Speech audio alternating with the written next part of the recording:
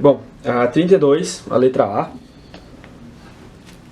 ele pede calcule a capacitância de C1, calcule a capacitância C1 de um capacitor cilíndrico, cujas placas condutoras possuem raios A e 3A, e a altura H, e a permissividade é do ar, ele está no ar, está no vácuo, que é ε0.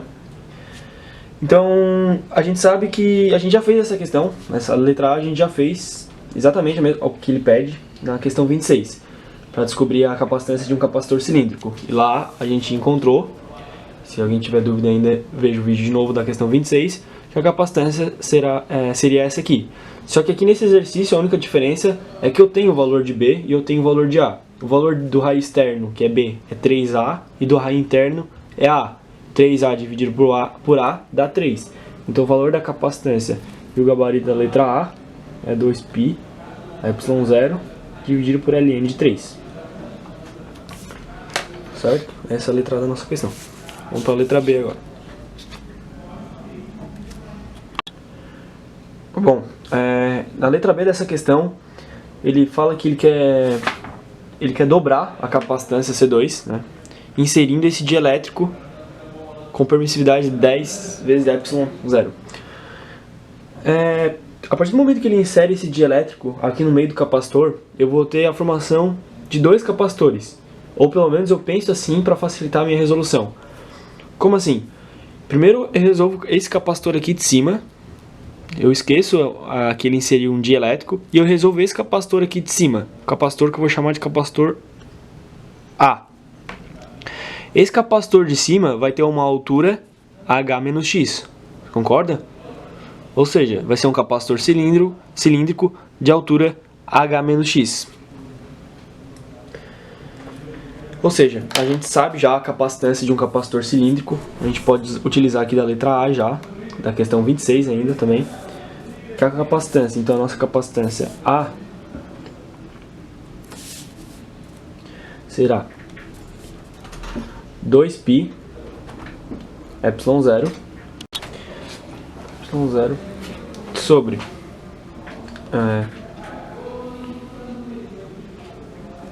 ln do raio externo sobre o raio interno. A gente sabe que o raio externo é 3A e o raio interno é A, então a gente vai ter vezes a altura, que faltou a altura, e a gente sabe que a altura é H menos X, então a gente vai ter que é 2π ε0 H menos X dividido por ln de 3. Esse resultado aqui vai ser apenas dessa parte de cima sem o dielétrico do nosso capacitor cilíndrico. Agora a gente vai para a parte de baixo. A gente já resolveu uma questão assim, que é a questão 27, que a partir do momento que ele bota esse dielétrico aqui no meio, a gente vai ter dois capacitores em série. Ou seja, a gente vai somar eles, vai calcular a capacitância equivalente, fazendo o inverso das capacitâncias, como se fossem resistores em paralelo. Eu vou chamar esse capacitor total aqui de baixo de capacitor B. Isso aqui é nosso capacitor B.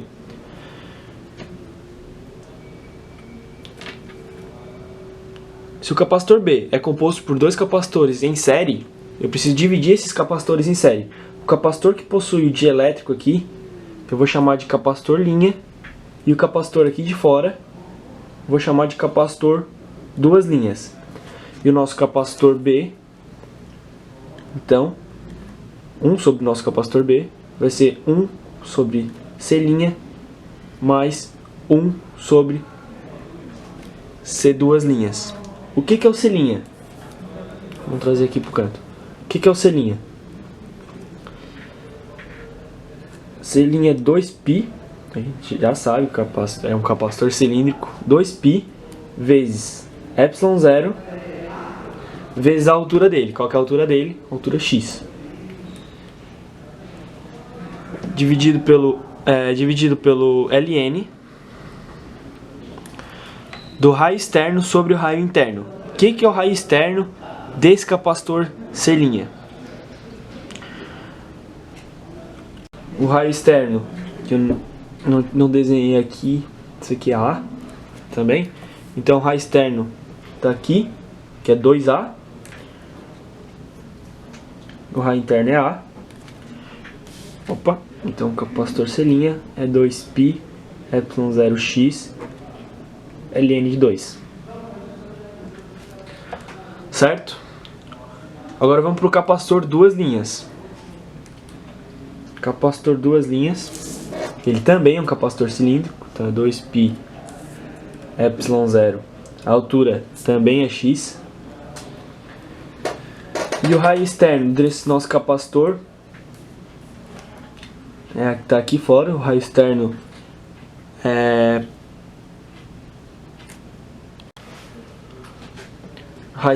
3A e o raio interno é 2A, certo? Então a gente vai ter ln de 3A sobre 2A, simplifica os A's, e a gente vai ter 2π ε0x sobre ln de 3 meios.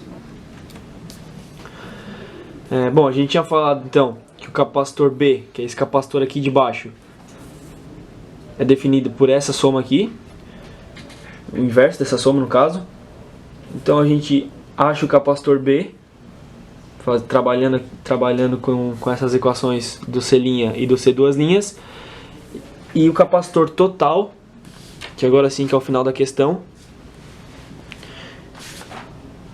O capacitor total tem que ser duas vezes o capacitor inicial, que é o que a gente achou na letra A. E o que é o capacitor total? O capacitor total é o CA mais o CB. Isso é duas vezes o C1. O CA a gente já achou, que é esse aqui. E o CB a gente teria que achar somando C' mais C duas linhas e o inverso deles. E quando a gente fazer isso, a gente vai encontrar o gabarito da questão, que é para expressar a altura x em função de h. E aí galera, nós vamos fazer agora o exercício 34 do capítulo 3 também, onde ele é uma junção de duas figuras geométricas, na verdade dois capacitores, um cilíndrico e o outro meia esfera.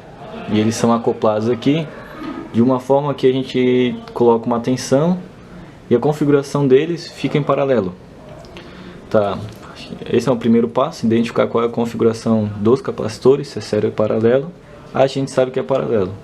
Então, aqui a gente vai então calcular primeiro para a parte do capacitor esférico. A gente viu na questão 29 que o capacitor esférico é dado por essa fórmula aqui, 4π ε0 RA/RB sobre RA menos RB. Então, levando em consideração nossos raios aqui, um capacitor esférico, isso aqui seria igual, para o nosso problema nesse caso, a 8π ε0. Mas, como a gente quer meia esfera, eu vou chamar esse aqui de C1. Vou botar o número 1 aqui. Tá, então eu vou dizer que o meu... Não, vou chamar de C... Tá, C1, esse aqui vai ser C1'. Então, nosso C1 a gente sabe que vai ser C1' dividido por 2. Por quê? Porque a gente quer só a metade da esfera. Logo, a gente vai ter aqui 4π ε0.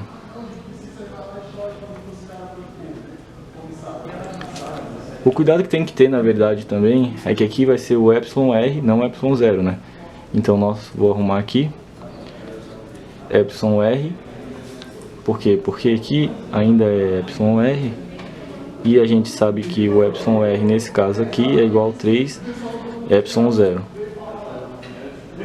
Tá, logo, juntando então essas duas aqui, a gente vai ter que o C1 vai ser igual a 12 ε0π. Então esse vai ser o valor do capacitor de meia casca esférica lá em cima. Tá, agora a gente então vai calcular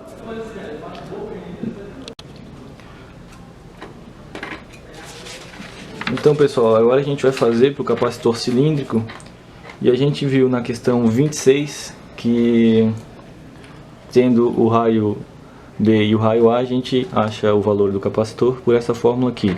Vamos adaptar para o nosso caso, que na verdade é só mudar os valores.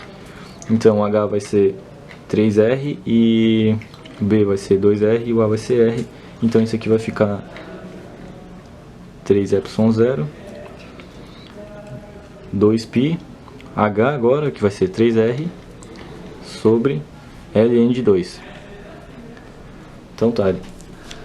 Na verdade, então esse aqui já é o valor do nosso capacitor esférico. E agora a gente vai achar o valor do capacitor total. Eu chamei esse aqui o esférico de C2. Então, C total vai ser igual C1 mais C2. Tá, sendo C2 aqui a gente acabou de achar. E o C1 era aqui a parte de cima, que é o capacitor da meia esfera. Tá. Nessa soma então, tem que bater lá com o gabarito, que vai ser, opa, aqui errei, 6ε0π, que multiplica 3R mais 2Ln de 2, tudo isso aqui sobre Ln de 2. Então essa aqui é a resposta para o exercício 34. Valeu, pessoal. Aí, pessoal, mais uma vez, vamos tomar cuidado. Aqui não é ε0, é ε relativo, né? Que é o εr. Aí passando para cá, então ele vai se transformar em 3ε0, que é o que é dado no exercício. Então, fazendo isso e colocando aqui para baixo, a gente tem que C total é igual a C1 mais a capacitância 2, que é igual a 6, agora sim, ε0π, que multiplica 3R mais 2Ln de 2 sobre Ln de 2. Fica bem atento mesmo nesse ε0, que pode muito confundir e acabar errando aí na prova. Então valeu, pessoal.